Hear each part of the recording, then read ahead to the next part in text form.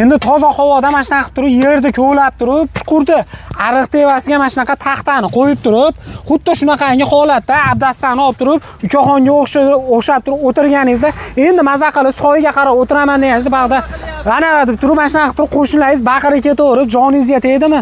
Mana sizga yechimi do'stlar. Endi chuqur ham ko'lamaysiz, endi qo'shnilardan xijolat bo'lmasangiz ham bo'laveradi. Bu lapatkani olib turib, otib yorasiz. Bunaqa taxtani ham endi shunday olib turib, otib yorsangiz bo'laveradi. Endi qo'shniga yoki tabiatga, davlatga zarar berishlarida vaqt o'tdi. Eng yomoni mana shunaqa ko'lni tevasiga ham kimlardir, ya'ni hojatxona qilib yuryapti, tevasiga, ya'ni kakashga qilsa oq ketib, odamlarga zarar beryapti do'stlar. Bunaqangi odamlarni zararlab, unaqa qilishlarida vaqt o'tdi do'stlar. Bu narsamiz O'zbekistonda yangilik ixtiro bo'ladi, oldinlari hech kim bilmagan bo'ladi. Endi to'liq ma'lumotni Usta akamizni olamiz. Assalomu alaykum. Sohib aka, charchamang? Ishlar yaxshimi? Aka, endi aytayapman, bunaqangi yerlarni ko'lab, nima deydi, kanalizatsiyasi yo'q joylarga truba tortib yoki yerni ko'lab turib, mana shunaqa qilib o'tirishlarida vaqt o'tdi aka. Shunday aka. Xudo xolasa. Eng yomon eski zamonda qoldi bu ishlar. Eski zamonda qoldi. Oldingilar otda yurardi. Hozir mashinada yuribmiz. Oldingilar damashli telefondan foydalanardi. Hozir mana iPhone, Samsung, sotuvda yurishibdi aka. Rivojlanish vaqti keldi. Xudo xolasa. Aka aytganimdek, bir xilga endi bu qo'shnilar ichidagi odamlar mana shunaqa nima deydi, soy ko'llar tevasiga ham hojatxona qilib yuryapti. Buni nimaga unaqa qilishyapti? Siz kanalizatsiyasi yo'q, ixtiyoriy qilishyapti. Ya'ni ixtiyoriy majburiyat. Majburiy. Unaqa biz aytgan narsamiz qilsa, bunaqa narsalar qilishmaydi tevasiga, soy tevasiga. Bunaqa narsa bo'lmaydi. Aka, misol mana bizda mana quruq yer bor, zanglaydigan, sho'r chiqadigan nam yer bor. Aytgan ustanovka qilsa bo'ladi. Hamma joyga bo'laveradi. Hamma joyga bo'laveradi, xudo xolasa. Muammosi yo'q. To'lmaydimi haqiqatdan? Yo'q, to'lmaydi. Bunaqa yerni ko'lab, agar o'tkilab yuborishlar vaqt o'tdi. Bular vaqt ancha bo'ldi o'tgan. O'tganiga aka, xudo xolasa. Bu narsamizga necha yil garantiya beriladi aka? Bu narsani 100 yilgacha garantiya beriladi. Zanglama, shirmasiga. Zanglamaydigan shirmasiga garantiya berasiz. Bakteriyasini solib turilsa, uzoq yillar to'lmaydi. Uzoq yillar to'lmaydi, xudo xolasa. Xo'p, uzoq yillar to'lmaydi deyapmiz aka. Bu narsani saxtani ham hamma yoqda olib qo'ysak aka. Demak, bizga kerakli narsa. O'zi bizga eng ko'p beriladigan savol, birorta joyga o'zi bilib ustanovka qilganmisiz? Mingdan ortiq, xudo xolasa. Mingdan ortiq, a? Ya'ni qat-qatga ustanovka qildingiz, misol uchun. Hamma joyda, xonadon deysizmi? Xonadon deysizmi, tekstil deysizmi, dom deysizmi? Hamma joyga qilaverasiz. Demak, qishloqlarga ham, shaharlarga ham qilsa bo'laveradi. Shunday. Qilsa bo'laveradi aka. Aka, bo'lmasa video davomida yurib ko'rsataylik. Bu nima haqdaligini do'stlar, mana sizlarga aytganimizdek, xuddi shunaqangi joy. Bu joyimiz ham chekka joy, to'g'risi, dala. Kanalizatsiya yo'q albatta aka. Yo'q, sentral kanalizatsiya. Umuman yo'q albatta aka. Xo'p, biz aytayotgan narsa nima o'zi aka? Biz aytayotgan narsa shaxsiy kanalizatsiya. Ya'ni xonadonga qo'yib olasiz, davlat kanalizatsiyasiga ulanganda ishlatasiz. Mana dom deysizmi, xonadon deysizmi, tekstil deysizmi, dacha deysizmi, farqi yo'q. Necha kishilikdan boshlanadi aka? Bu xonadonlarda 4 kishi bo'lsa, u yog'i cheksiz. Cheksiz. Do'stlar qaranglar, bu xonadonlar uchun, mana ishlanmaganlar uchun bu qatga ketyapti ashinamiz. Bular Chorvoqqa. Necha kishilik? Chorvoq, Andijonga. Dachaga ketyapti. 24 talik kotej bor. O'sha joyga. 24 talik kotejga. Birdaniga hammasi olyapti o'rtada. Bitta u joyga. Keyin domga bor deydi. Xo'p. Tekstilga bor. Andijon. Tekstilda. Tekstilga endi tekstil ham 300 kishi bo'lsa, 700 kishilik. 700 kishilikka ketyapti. Bir jup ketadi, shu 100 kub. Bir jup ketyapti. Muammo hal. Kanalizatsiya yo'q hatto. Shunday. Xudo xolasa.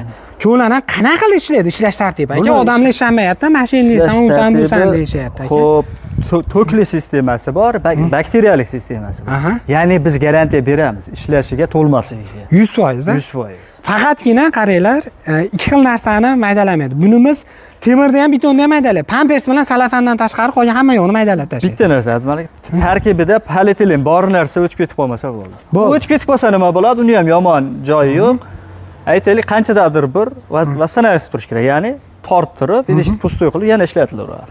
Agar u narsani tashlamasa, butun umr to'lmaydi. U narsalar o'tmasa, to'lmaydi. Xo'p, aka, nimaga to'lmaydi deyapsiz? Misol uchun, temir turbalar bor bizda, misol uchun, nimaga aynan sizdan olishimiz kerak? Mana shuni o'rniga katta turbani ustanovka qilib bersa bo'ladi. Bu birinchidan zanglamaydi, chirimaydi. 100 yil garantiya, zanglama shirimasi. Ikkinchidan bakteriya shisha tolada yashaydi. Ya'ni temirda ham, betonda ham yemiradida, urinadi yeyishga. o'ldi deyavering, kuchi tugaydi. Buni majburiy yashaydi. Bunda majburiy yashaydi. Mana ichini ko'ryapsizlar. Ya'ni tabiiy shisha tolaga o'xshaydi. Xo'p, narxlari eng arzoni aka? Eng arzoni xonadonlarga 6 milliondan boshlanadi. Necha kishilik? 2 tonnaligi. Necha tonnalik?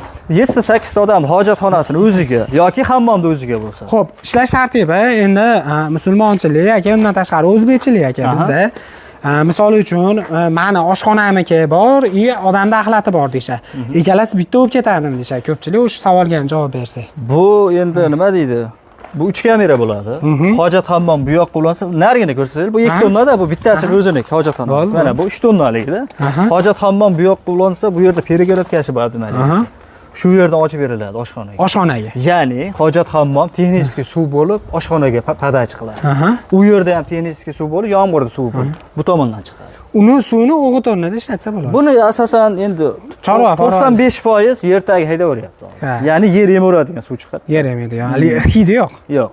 Endi katta domlarda bo'lsa, motor tashab oxiriga suv bo'lib chiqadigan joyiga zo'r deymizmi yoki palif, shunaqa ular cho'tga qilib. Demak, hech qanaqangi bu qanaqadir o'zbekchiligiga yoki boshqa narsaga to'g'ri kelmaydigan narsalar bo'lmaydi. Ya'ni o'zimiz ham o'zbekmiz, to'g'risi, baribir cho'chi yillar akamiz. Necha yillik faoliyatga egasiz aka? 5-yil bo'lyapti. 5-yil. Adashmasam, Sohib aka bilan 3 yildan beri tanishmiz. Shunday. Yillar ham O'zbekistonda 5 yil. Rossiyani Sankt-Peterburgida ishlaganmiz 4 yil ortiq. 4 yil. Aynan shu sohada. Hadi o'sha 9 yillik tajriba. Agar Rossiyada yoki Yevropada ishlaganlar bo'lsa, bu kanalizatsiya haqida to'liq fikrlagan bo'lsa, fikrlarini qoldiringlar. Bizda yangilik bor, cho'chish bo'lyapti. Bunimiz ursangiz ham xullas hamma yoqda ko'rdik. Hozir buni hali urish kerak yo'q. Bema'ni narsa qilib odamlar vaqtini olmaylik. Hech nima moment to'lmaydi. Bakteriyasini bonus qilib berasiz. 1 yillik biz obunachiga. Olgan odamga aka, xudo xolasa. Bakteriyani tashlaysiz, bo'ldi.